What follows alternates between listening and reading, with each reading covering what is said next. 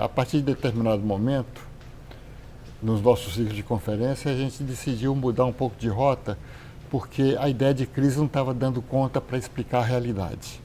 O que é a crise? A crise, ela se dá no interior de um processo, porém crítica àquilo que está dado. Em todas as áreas da atividade humana, a gente passa por um grande processo de revolução. E é uma revolução muito peculiar, porque é uma revolução que é feita pela tecnociência, pela biotecnologia e pelo digital. Daí a gente propôs a discussão a partir das mutações. Não é? Quer dizer, mas é uma mutação muito peculiar e tem tudo a ver com o ciclo que a gente está fazendo agora, que é uma mutação feita no vazio do pensamento. O que quer dizer isso? Quer dizer aquilo que o Heidegger, um filósofo alemão muito importante, escreveu sobre a técnica, sobre a ciência. Ele diz o seguinte, que a ciência não pensa. A gente pode estabelecer dois tipos de ciência. Existe a ciência saber e a ciência poder. E a técnica está muito mais ligada à ciência poder. A gente já fez 8 ciclos e 8 livros publicados sobre esse tema, não é, das mutações. A gente tem um núcleo duro de pensadores trabalhando com a gente há mais de 10 anos sobre as mutações. Esse núcleo desde o começo assumiu o tema, não é? Quer dizer, e a gente faz aí uma crítica implícita a boa parte dos intelectuais, não só do Brasil, mas também do exterior, que preferem o diálogo mútuo do pensamento com o próprio pensamento. Né? Quer dizer, eles não vão às coisas do mundo hoje para ver como elas se dão. Quer dizer, é um recuo, acho que com a proteção dos intelectuais em relação ao próprio trabalho. Isso aí enfraquece o pensamento.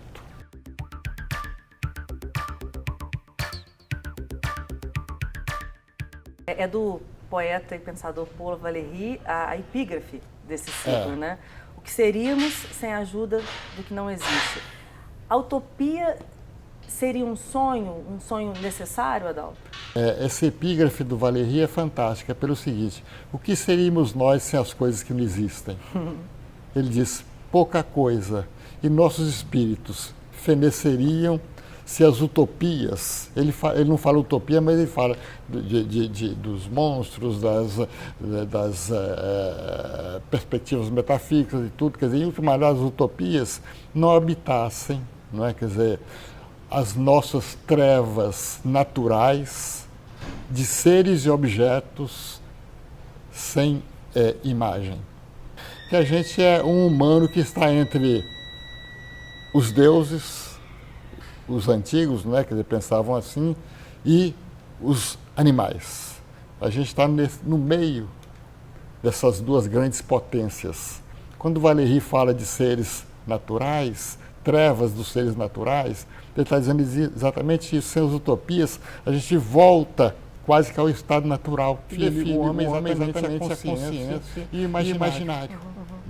Sem imaginação, sem as artes, sem as perspectivas políticas, etc., sem ideais políticos, a gente volta aos seres naturais. O Valéry também tem outra citação que é fundamental para entender o que acontece. Ele ensaiou as cartas desse que ele começa dizendo o seguinte: a barbárie é a era dos fatos. Nenhuma sociedade se estrutura, se organiza sem as coisas vagas. As coisas vagas são as utopias.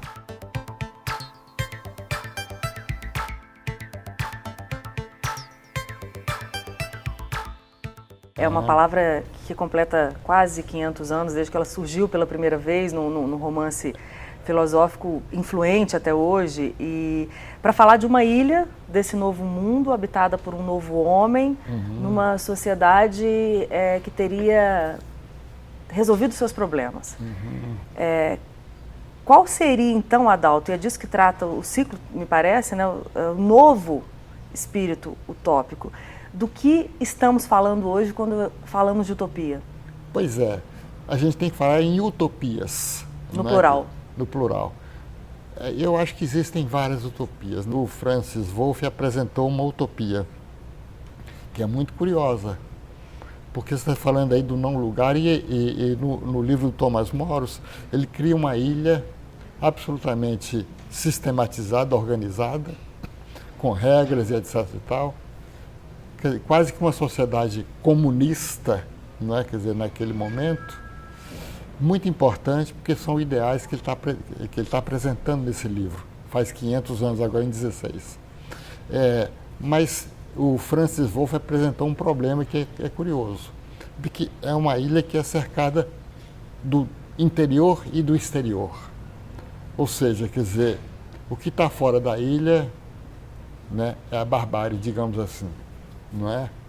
Então, quer dizer, o que o Francis apresenta é muito interessante porque ele quer abolir a utopia dele é abolir as fronteiras. Tem um conferencista que vai apresentar um outro tipo de utopia que é muito interessante. A utopia dele é resgatar o presente. Existe uma imagem muito discutida que o Walter Benjamin discutiu, que é a famosa análise que ele faz do anjo da história, do Paul Klee. O anjo da história, ele está de costas, arremessado pelos ventos da história, mas ele está entrando de costas no futuro, né? Quer dizer, ele só está vendo o passado, ele não vê o futuro.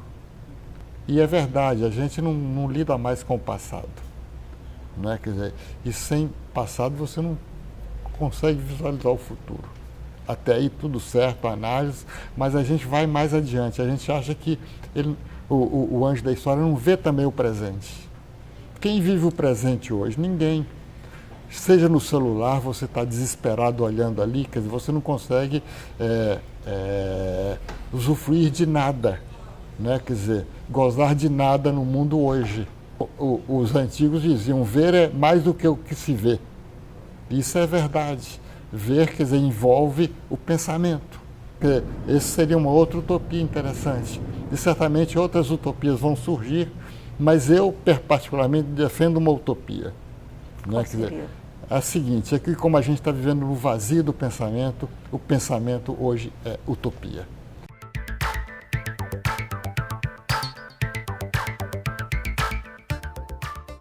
Um dos temas desenvolvidos no ciclo é a ideia de que o homem é um animal utópico. Mas, ao que tudo indica, desistimos das utopias, ou não? Pois é, esse é que é o grande problema, não é? Quer dizer, o que é a utopia? A utopia é o enorme desejo de libertação permanente, não é? Quer dizer, um desejo de emancipação. De superação de uma realidade estabelecida? Exatamente, promessa, não é? Quer dizer, antecipadora e etc. E tal, esperança, não é? Quer dizer, e principalmente uma crítica severa e lúcida da realidade. Agora eu pergunto, né? Quer dizer, hoje existe um silêncio enorme sobre a utopia e sobre o pensamento utópico. Será que a gente está vivendo o melhor dos mundos para a gente abrir mão das utopias?